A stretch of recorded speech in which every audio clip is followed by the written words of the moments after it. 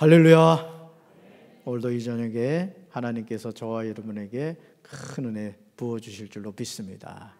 우리 온라인을 통해서 예배드리는 성도들에게도 동일한 하나님의 은혜가 함께할 줄로 믿습니다. 오늘 에베소서 6장 13절부터 17절까지 말씀으로 전신갑주로 완전 무장하라, 전신갑주로 완전 무장하라, 이런 제목으로 말씀의 은혜를 나누고자 합니다. 눈에 보이는 적과 싸우는 것과 눈에 보이지 않는 적과 싸우는 것은 다릅니다. 우리는 누구나 눈에 보이는 세계를 살아가죠. 그러나 이 세상에는 눈에 보이지 않는 영적인 세계가 있습니다. 그래서 우리가 신앙생활을 하면서 이 영적인 세계를 인정하지 않으면 우리 생활은 육적인 세계에서 벗어나지를 못하게 되죠. 우리가 눈에 보이는 세계가 전부인 줄 알면 실수하게 됩니다. 바울은 우리에게 마귀의 관계를 능히 대적하기 위하여 하나님의 뭐를 입으라? 전신갑주를 입으라, 이렇게 말합니다. 우리가 날마다 강건해져야 하는 이유는 하나님의 전신갑주를 입고 마귀와 영적인 싸움을 해야 하기 때문에 그렇습니다.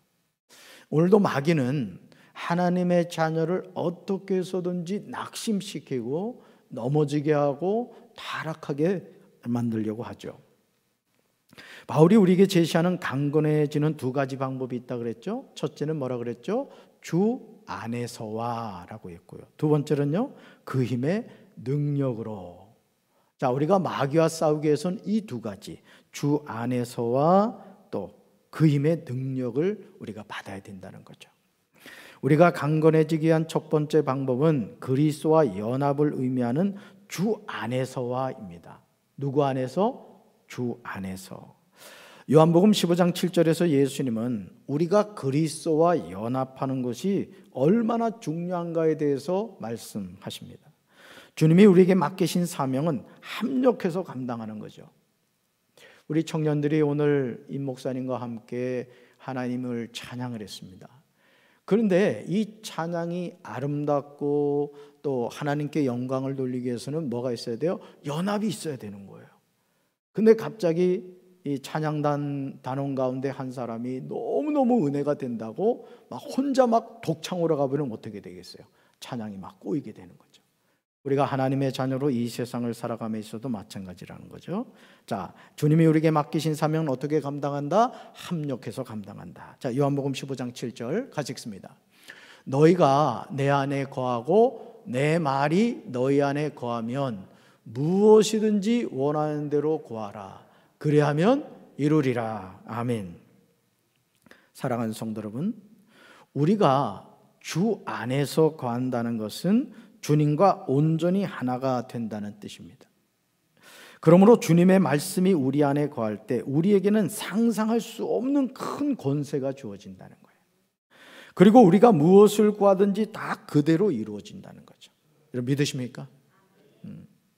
그래서 큰 권세 주께 있으니, 큰 권세 주께 있으니, 우리가 그 찬송가의 가사도 있습니다마는 우리가 하나님의 말씀 안에 거하고 그 말씀이 우리 안에 거할 때 주님이 우리에게 주신 큰 권세가 있다는 거예요. 그래서 우리가 그 말씀을 선포하고 그 말씀을 붙잡고 기도할 때 하나님은 그 말씀대로 우리에게 이루어 주신 줄로 믿습니다. 주 안에서 거하는 삶이 얼마나 감사한 일입니까? 우리가 강건해지는 방법을 잊지 말고 선용해야 됩니다. 또한 우리가 강건해지는 방법은 주님의 능력으로 된다는 거예요. 주님의 능력으로. 내 힘의 능력으로 되는 것이 아닙니다. 우리가 하나님의 일을 함에 있어서도 내 힘으로 감당하려고 하면 우리는 실수하게 됩니다. 두려워하게 되죠. 그러나 주님이 주시는 능력을 가지고 하면 나는 부족하고 연약합니다. 그러나 나와 함께 하시는 주님은 큰 권세를 가지고 있어요. 무엇이든 하시는 분이죠. 말씀으로 하늘과 땅의 모든 것을 창조하신 분이에요. 여러분, 저는 우리 강경제일교회 성도 여러분들이 그 하나님의 권세가 나에게 있다는 사실을 믿으시기 바랍니다. 그래서 그 힘의 능력으로 된다는 사실을 명심해야 돼요. 그래서 하나님의 일은 내 힘과 내 능력으로 하는 것이 아닙니다. 주님이 주시는 힘과 능력으로 주님의 사명을 감당해야 할 줄로 믿습니다. 지금도 원수 마귀는요, 자신의 실체를 교묘하게 숨기고 활동하고 있습니다. 바울은 이것을 마귀의 간계라고 표현하고 있습니다. 마귀의 유혹은 다양한 방법을 통하여 나타납니다. 우리가 영적으로 분별하지 않으면 간교한 그 유혹에 넘어지고 마는 거예요. 그래서 우리가 항상 영적으로 깨어있지 않으면은 마귀가 우리를 넘어뜨리려고 하고 우리를 낙심시키려고 하는 것인데도 불구하고 그것을 덥석 물게 되는 거죠. 여러분, 가만히 한번 생각해 보세요. 강태공이 가서 낚싯바늘을 이렇게 들입니다. 그러면 여러분, 강에 낚싯바늘에 달려있는 그 미끼보다 먹을 것이 많아요, 적어요? 낚시를 안 해봐서 모르시는군요.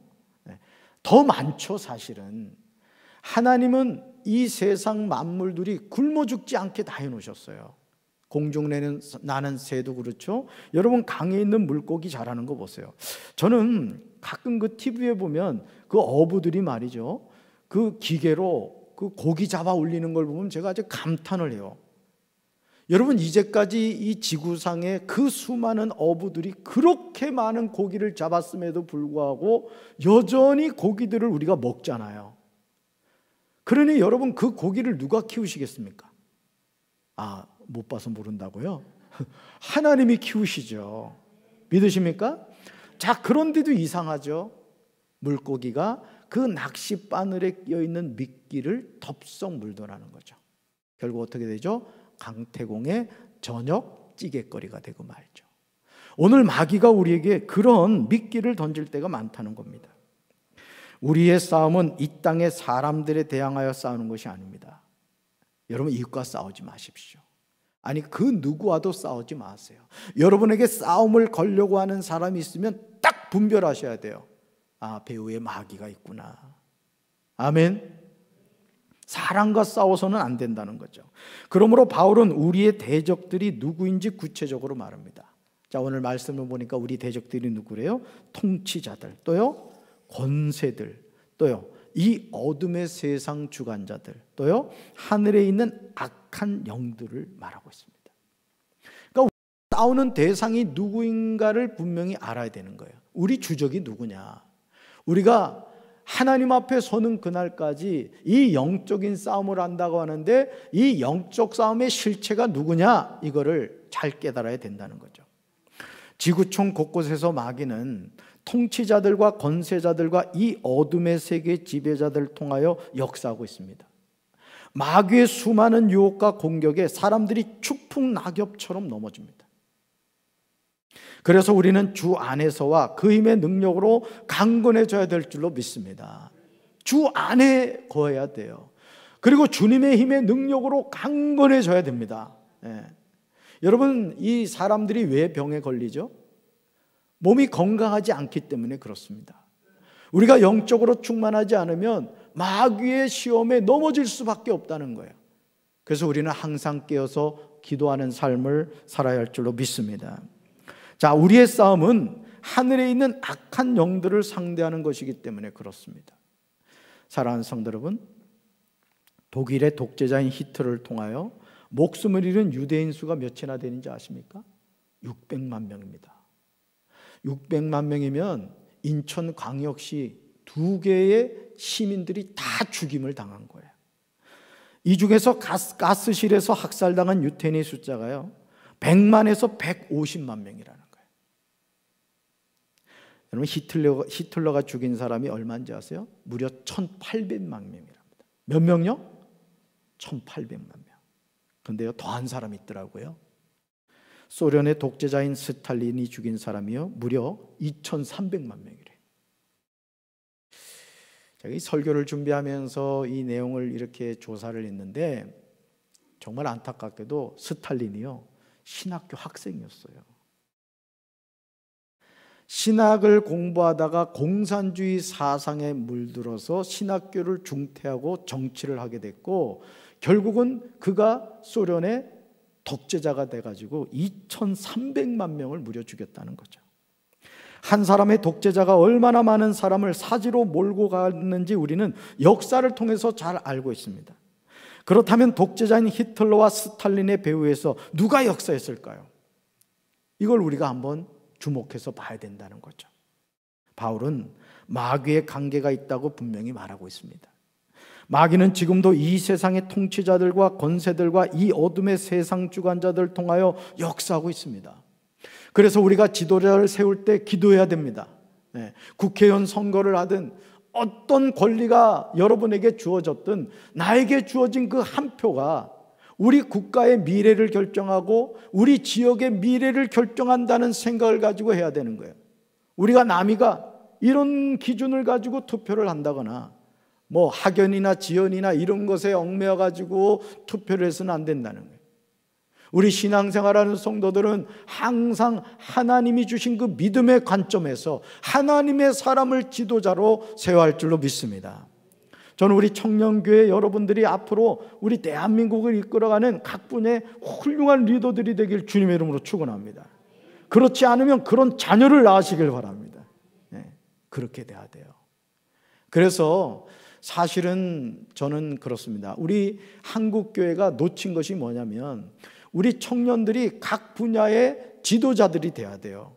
훌륭한 정치인도 나와야 되고 훌륭한 과학자도 나와야 되고 훌륭한 선생님도 나와야 되고 또 방송국 PD도 나와야 됩니다. 각 분야에서 믿음의 우리 청년들이 들어가서 정말 하나님의 말씀을 근거로 한 그런 일들을 감당해야 돼요. 할렐루야. 그래서 우리 교회학교가 중요합니다. 우리 강경제일교회 교회학교가 이런 사람들을 저는 세워가야 할 줄로 믿습니다. 우리 장년부 우리 어른들은 특별히 교회학교 우리 유치부 교회, 어린이교회, 청소년교회, 청년교회를 위해서 뜨겁게 기도해 주셔서 정말 우리 강경제일교회 교회학교를 통해 훌륭한 인재들이 많이 배출되게 되기를 주님의 이름으로 축원합니다. 자, 그렇기 때문에 우리는 통치자들과 권세자들을 위해 기도해야 돼요. 그들이 하나님의 주권에 절대 복종하도록 해야 됩니다. 그러니까 여러분, 지도자 한 명을 잘못 세우면 나라가 망하는 거예요. 지도자 한 명을 잘못 세우면 그 지역사회가 10년, 20년이 뒤처질 수 있는 거예요. 그래서 우리가 정말 하나님 앞에서 무릎 꿇고 기도해야 되는 것은, 여러분, 우리가 문재인 대통령을 위해 기도해야 됩니다. 아멘. 욕하고 손가락질만 하지 말고, 하나님, 그래도 천주교 교인이라고 하는데 그래도 하나님의 이름을 들었을 텐데 정말 어떤 정책을 펼칠 때 하나님 두려워하는 마음을 가지고 대한민국을 바로 세워가게 하옵소서. 우리 기도해야 돼요. 국회의원들도 마찬가지입니다. 여러분, 국회의원들 가운데 가장 많은 종교를 가진 게 기독교라는 거예요. 기독교. 근데 이 정신 나간 국회의원들이 동성애를 인정하자고 하고 차별금지법을 통과시키려고 하고 그런다는 거예요. 왜 그런 일이 일어날까? 하나님의 말씀이 제대로 들어가지 않아서 그런 거예요. 저는 우리가 지도자들을 위해서, 통치자들과 권세자들을 위해서 기도해야 될 줄로 믿습니다. 하나님의 뜻을 거역하는 대통령, 정치인들이 되지 않도록 중보 기도해야 합니다. 하늘과 땅의 모든 권세는 예수님께 있는 줄로 믿습니다. 그래서 우리가 어떤 권세를 가지고 있든, 어떤 지위를 가지고 있든, 어떤 직분을 가지고 있든, 나에게 이 직분을 주시고 권세를 주시고 지위를 주신 분은 하나님이시라는 사실을 잊지 말아야 돼요. 아멘. 어둠의 세상 주관자들과 하늘에 있는 악의 영들이 우리가 사는 지역에서 역사하지 못하도록 영적인 파수꾼이 되어서 가정을 지키고 교회를 지키고 나라를 지키는 십자가 군병이 되어야 할 줄로 믿습니다. 어제 우리 청년교회가 말이죠, 비전센터 청소를 하더라고요. 얼마나 열심히 하는지 내가 감동 먹었어. 담임 목사실에 오면 내가 커피 타줄게.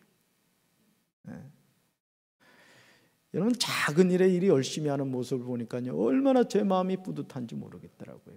여러분, 하나님은 그런 걸 보시거든요. 큰 거 맡겨주면 잘한다고 그러죠. 작은 거를 잘하는 사람이 사실은 또 큰 걸 하는 거예요. 그게 습관이 되거든요. 저는 우리 사랑하는 강경제일교회 성도 여러분들에게 어떤 사명이 주어진다 할지라도, 누가 보든 보지 않든 나에게 주어진 그 사명을 믿음을 가지고 잘 감당할 수 있게 되길 주님의 이름으로 축원합니다. 여러분, 우리는 깨어 믿음에 굳게 서서 남자답게 강건해야 합니다. 하나님의 전신갑주를 입은 사람들에게는 악한 영적 세력들은 위협이나 해가 될 수 없습니다. 그러나 하나님의 전신갑주를 입지 못한 사람들에게는 계속해서 위험한 존재가 되고 마는 거예요. 우리가 매일 매순간 영적으로 무장하지 않으면 마귀의 밥이 됩니다.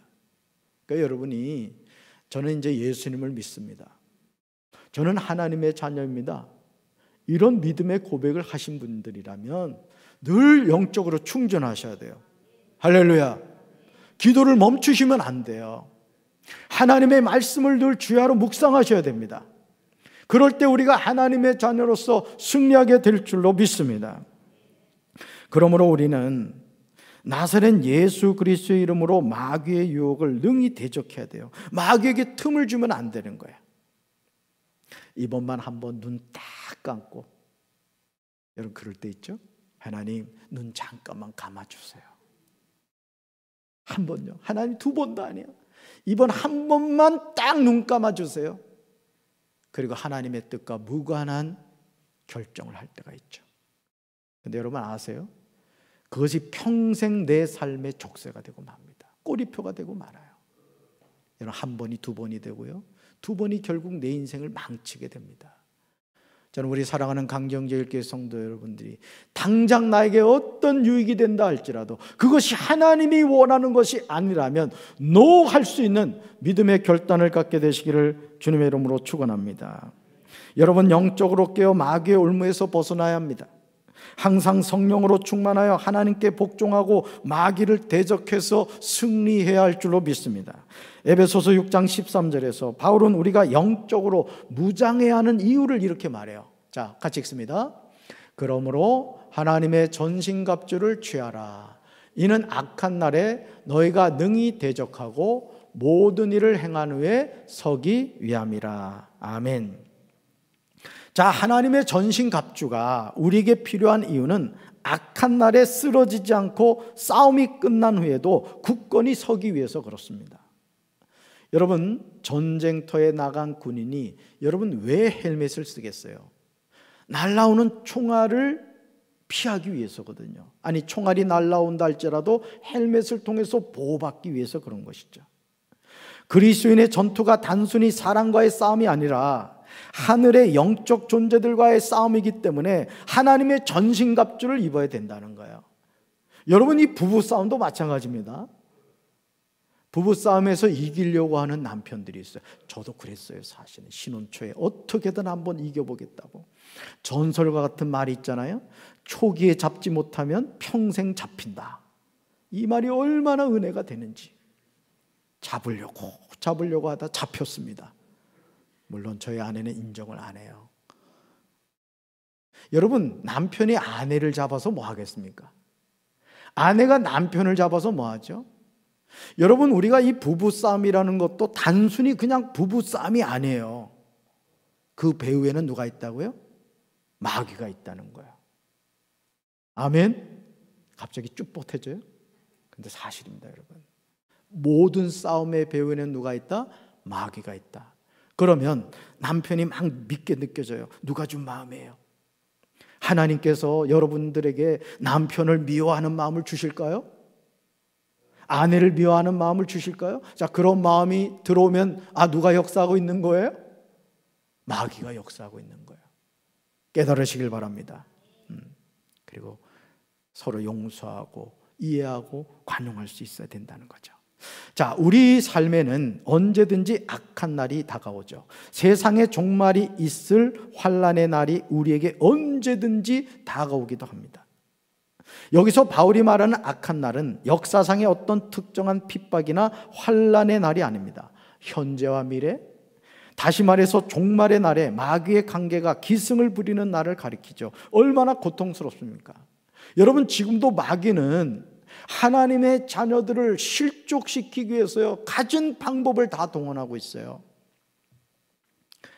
저도 이 목회를 하면서 참 힘든 게 뭐냐면은 이 로비에서 인사를 하잖아요. 그렇죠? 인사를 하다 보면은 이 격하게 인사를 하시는 분들이 있어요. 그냥 담임 목사에게 다가와서 너무 반가워가지고 막 격하게 막 이래 인사를 하시죠.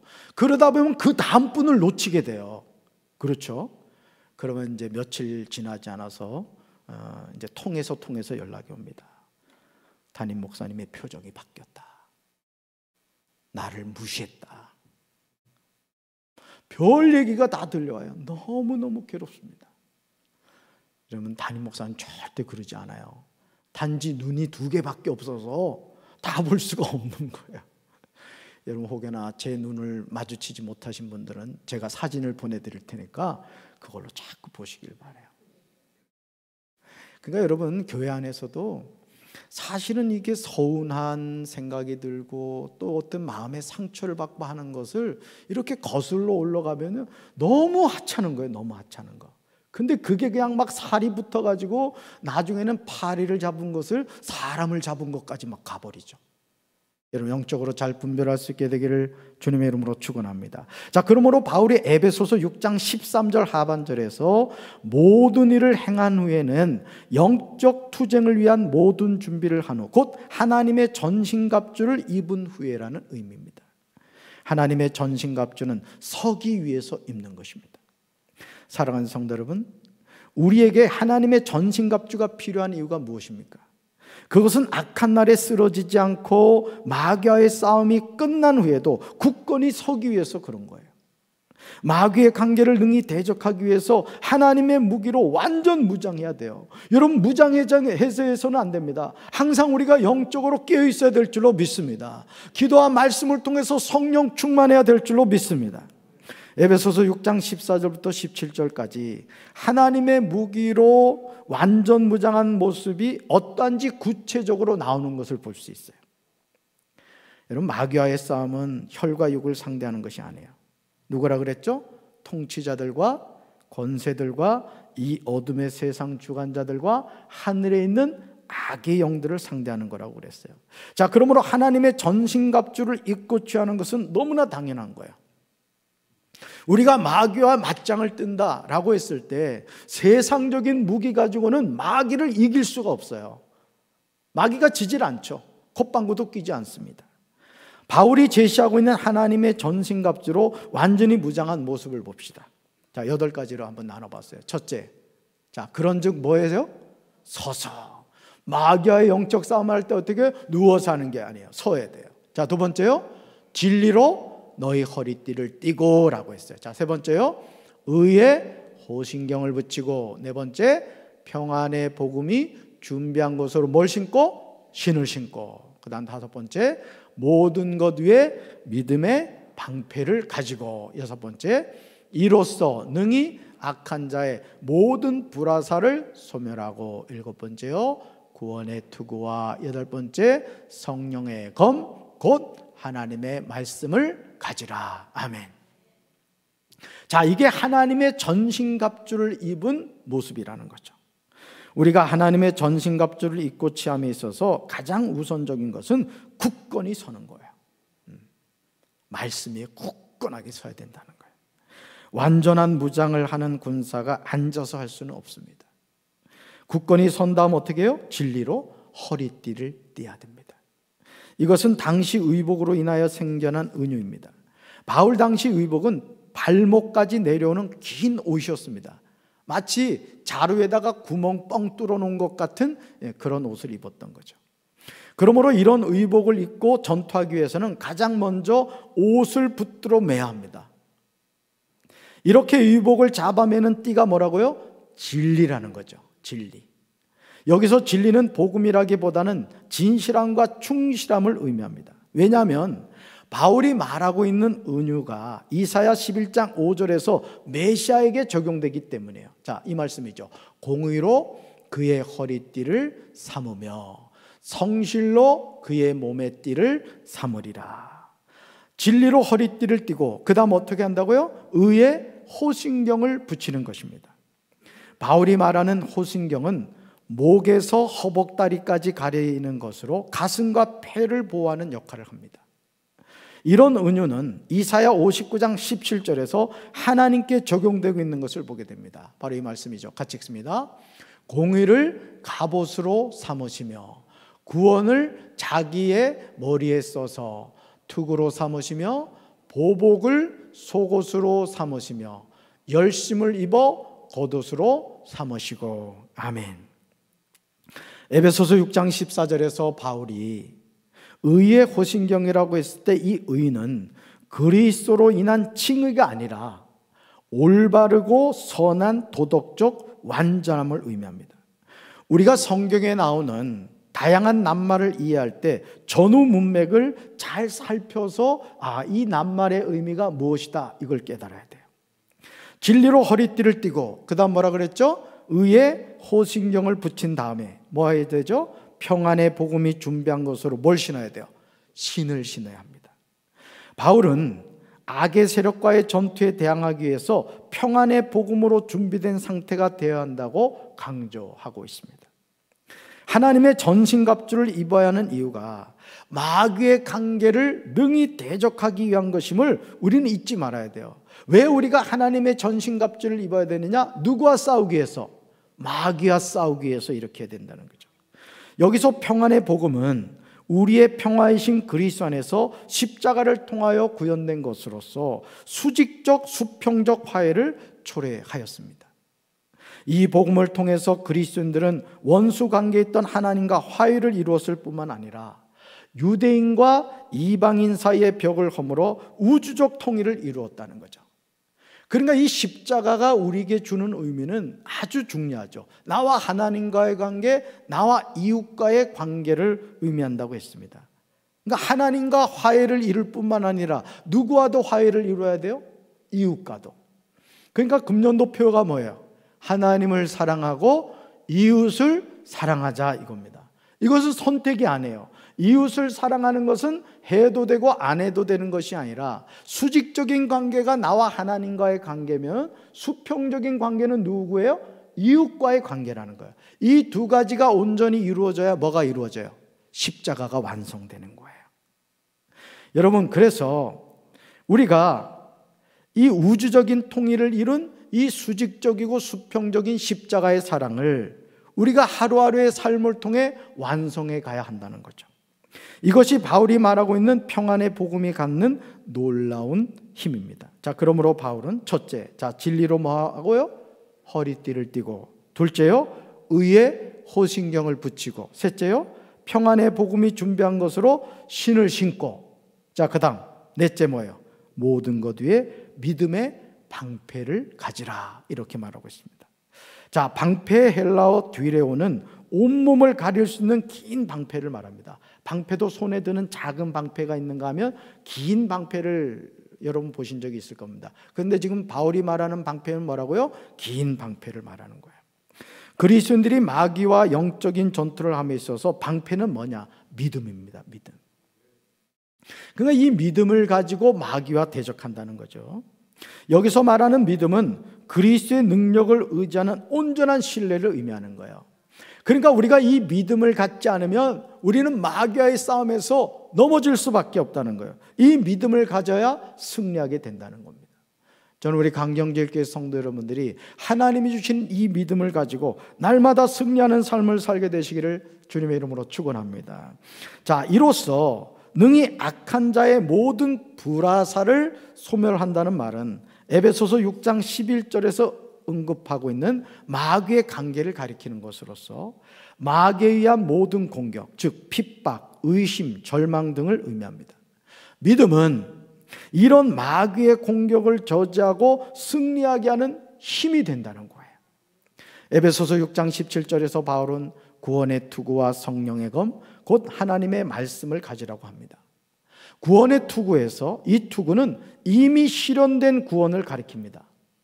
여러분, 구원은 완성되어져 가는 것이다 이렇게 볼 수도 있겠지만 이미 2000년 전 갈보리 십자가에서 예수님이 완성하신 줄로 믿습니다.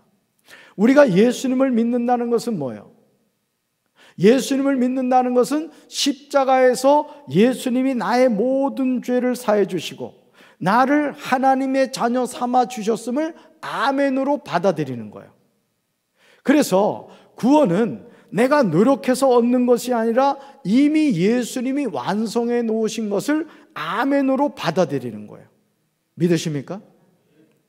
여러분, 이거를 잘 여러분이 기억하지 않으면 우리가 신앙생활을 하면서도 불교에서 또는 다른 종교에서 하듯이 마치 내가 열심히 노력해서 구원을 이루어 가겠다, 이런 생각을 하기 쉽다는 거죠. 그러나 이미 구원은 예수님이 십자가에서 뭐 하셨다? 완성하셨다는 거예요. 자, 그래서 에베소서 2장 5절에서 하나님이 우리에게 말씀하시는 것은 뭐냐? 에베소 교인들이 이미 구원을 얻은 것으로 분명하게 이야기하고 있다는 거죠. 예수님을 영접하기 전 우리 모두는 허물과 죄로 죽었던 존재였습니다. 그러니까 예수님을 믿지 않는 사람들의 영혼은 어떤 상태다? 죽어 있는 상태라는 거예요. 그런데 긍휼이 풍성하신 하나님이 우리를 사랑하신 그 큰 사랑으로 인하여 허물과 죄로 죽었던 우리를 그리스도와 함께 살리셨다는 거예요. 그러므로 우리가 은혜로 뭘 받았다? 구원을 받게 될 것이다가 아니라 받은 것이다 라는 거예요. 받은 것이다. 에베소서 2장 5절과 6절에서 이 함께라는 의미의 헬라어가 이 쉰이라고 나오는데, 이 단어들은 그리스도와의 연합을 나타냅니다. 다시 말해서 구원은 그리스도와 연합을 통해서 완성된다는 거죠. 그래서 이 세 단어가 모두 부정과거로서 살리심과 일으키심, 그리고 하늘에 앉히심이 이미 실현된 것임을 나타내고 있는 거예요. 하나님이 예수 그리스도 안에서 주신 구원은 악한 세력과의 전투에서 그리스도인들을 보호하는 전신갑주 중에 하나라는 거죠. 마귀와의 영적 싸움에서 구원의 확신이 분명하지 않으면 우리는 패배할 수밖에 없어요. 여러분, 이 구원의 확신이 분명하지 않으면요, 사실은 30년, 40년 신앙생활에도 한순간에 넘어집니다. 한순간에 넘어져요. 내가 교회를 왜 다니지? 내가 왜 신앙생활을 하지? 이런 의심이 생기는 거예요. 그 미련 없이 교회를 떠납니다. 여러분, 그런 분들이 있어요. 무당으로 있다가 하나님의 은혜로 예수님을 그리스도로 영접하는 사람이 있는가 하면요, 심지어는 신앙생활을 잘 하던 분이 무속인이 되는 경우도 있습니다. 왜 이런 일이 일어날까요? 예수님 그분을 통한 분명한 구원의 확신을 갖지 못했기 때문에 그래요. 저는 우리 사랑하는 강정교회 성도 여러분들이 이 구원의 확신에 대한 분명한 소망을 갖고 사시길 주님의 이름으로 축원합니다. 이게 분명하지 않으면요, 예를 들어 육신의 병이 걸리잖아요. 오늘도 어느 권사님하고 통화를 했습니다마는, 여러분, 우리가 육신의 병이 들면요 약해지거든요. 이 구원의 확신이 분명하지 않으면 아주 뿌리채 흔들리는 거예요. 평생 내가 예수를 믿었는데도 왜 나에게 이런 일이 일어나지? 마귀가 자꾸 내 마음에 이런 의심과 걱정과 염려를 막 집어넣어주는 거예요. 그런데 이 구원의 확신이 분명한 분들은 이런 상황에서도 예수님을 끝까지 의지하고 바라보게 되죠. 여러분, 우리에게 이런 분명한 믿음이 있어야 될 줄로 믿습니다. 할렐루야. 네. 여러분, 이 구원의 확신이 분명하지 않으면 우리 신앙이 뿌리채 흔들리게 됩니다. 그래서 데살로니가전서 5장 7절과 8절에서 바울은 영적으로 잠자는 자들은 밤에 자고 술에 취하는 자들도 밤에 취한다고 합니다. 그러나 구원을 받은 우리는 낮에 속한 사람이므로 정신을 차리고 믿음과 사랑을 가슴막이 갑옷으로 입고 구원의 소망을 투구로 쓰자고 말합니다. 천지는 변해도 하나님의 약속은 변함이 없음을 확실히 믿어야 됩니다. 하나님의 전신갑주 가운데 유일한 무기가 뭐죠? 성령의 검입니다. 이 성령의 검이 뭐라고요? 하나님의 말씀이라는 거죠. 그러면 이 성령의 검, 하나님의 말씀을 누가 주실까요? 성령님이 주신다는 거예요. 여러분, 하나님의 말씀을 여러분이 읽음에 있어서도 많이 읽고 열심히 연구하는 것도 중요하지만 그 말씀을 하나님이 깨닫게 해주셔야 될 줄로 믿습니다. 그래서 여러분이 말씀을 들을 때도 항상 어떤 마음을 가져야 되느냐? 주님, 이 시간 제 마음을 열어주십시오. 강단에서 전해지는 하나님의 말씀이 깨달아지게 하시고 그 말씀에 은혜가 있게 하시고 그 말씀이 저의 영의 양식이 되게 해 주옵소서. 여러분, 이런 마음을 가지고 늘 생명의 말씀 듣게 되시기를 주님의 이름으로 축원합니다. 마귀와 영적인 싸움은 동화 속에 나오는 이야기가 아니에요. 너무 현실적인 사실이고 우리가 하나님의 자녀로 공중 권세를 잡은 마귀가 지배하는 이 세상에서 승리해야 하는 싸움이기도 합니다. 그래서 신앙생활 잘하던 예를 들어 청소년들이 대학교를 가서 이 신앙을 버리는 경우가 많아요. 왜냐하면 대학교를 가면 그렇죠. 중고등학교 때도 그렇습니다만은 여러분, 학문이라는 것이 결국 우리에게 가르쳐주는 것은 복음이 아니거든요. 진화론을 가르치죠. 또 다원주의 사상을 가르쳐요. 오직 예수라는 이야기만 하면은 아주 편협한 사람이 됩니다. 그런데 그것이 예를 들어 10명의 친구들이 있는데 그 친구들 가운데 나만 크리스찬이에요. 나만 신앙을 갖고 있어요. 근데 9명이 다 다원주의적인 사상을 갖고 있어요. 그럼 어떻게 될 것 같아요? 나도 거기에 휩쓸릴 수 있다는 거예요. 여러분, 우리가 하나님의 전신갑주 입지 않으면요, 어디서든 그렇습니다. 직장에서도 예를 들어 이제 식사를 한다, 동료들하고. 그러면 여러분, 예를 들어서 믿지 않는 동료들하고 식사할 때 기도하십니까? 식사기도 하세요? 참, 목사님은 질문을 해도 왜 이렇게 어려운 것만 할까? 이런 마음을 혹시 가진 분 계십니까? 그냥 건너뛰죠. 그리고 어떤 분들은 그런다 그래요. 수저를 쫙 들었다가 딱 그냥 내린답니다. 기도했다는 거죠. 여러분, 우리는 크리스찬입니다. 하나님의 자녀예요. 빛은 숨길 수가 없죠. 우리는 어디를 가든지 하나님의 자녀답게 살아야 할 줄로 믿습니다. 우리 청년들도 마찬가지예요. 믿지 않는 친구들을 만난다고 해서 거기에 같이 휩쓸리잖아요. 그러면 처음에는 친구들이 그럽니다. 야, 너는 교회를 다녀도 상당히 생각하는 게 넓다. 난 너 같으면 교회 다닐 것 같아. 이렇게 말하죠. 속지 마세요. 거짓말입니다. 뒤돌아서서 뭐라 그러는지 아세요? 교회 다닌다고 할 거 다 안 해. 뒤에서는 욕합니다. 우리가 하나님의 자녀로서 이 세상을 바르게 살아가는 건 뭐냐? 구별된 삶을 살아가는 거예요. 강경제일교회가 이 강경이라는 지역사회를 변화시켜 간다는 것은 뭡니까? 그것은 우리가 구별된 삶을 살아가야 되는 거예요. 여러분, 바다에 사실은 염분이 얼마 되지 않습니다. 근데도 물이 썩지 않잖아요. 1%도 안 됩니다. 사실은 염분이. 그럼에도 불구하고 그 바닷물 안에 있는 염분이 바닷물을 썩지 않게 합니다. 저는 우리 대한민국에, 아니 강경지역에 우리 강경제일교회 성도들이 바다의 그 염분과 같은 역할을 해야 될 줄로 믿습니다. 그래서 이 지역사회를 변화시키고 하나님이 우리에게 주신 시대적인 사명을 감당해야 할 줄로 믿습니다. 2000년 전에 갈보리 십자가에서 예수님은 이미 마귀의 싸움에서 승리했습니다. 예수님의 승리가 곧 구원받은 우리의 승리예요. 믿으십니까? 예수님이 이겼다는 건 믿으세요? 그 예수님의 승리가 나의 승리인 걸 믿으십니까? 여러분, 우리가 이 승리의 계가를 부르며 살 수 있어야 됩니다. 그러므로 에베소서 6장 11절에서 바울이 하나님의 전신갑주를 입으라는 명령에 우린 순종해야 됩니다. 에베소서 6장 13절에서 하나님의 전신갑주를 취하라는 말에 아멘으로 우리는 화답해야 됩니다. 그렇지 않으면 우리는 마귀의 관계에 넘어지고 맙니다. 이제 우리는 굳게 서서 진리의 허리띠를 띠고 가슴에 의의 후신경을 붙여야 합니다. 우리 발에는 평안의 복음을 전할 신을 신어야 됩니다. 우리 손에는 악한 자의 불화살을 막아낼 믿음의 방패를 가져야 합니다.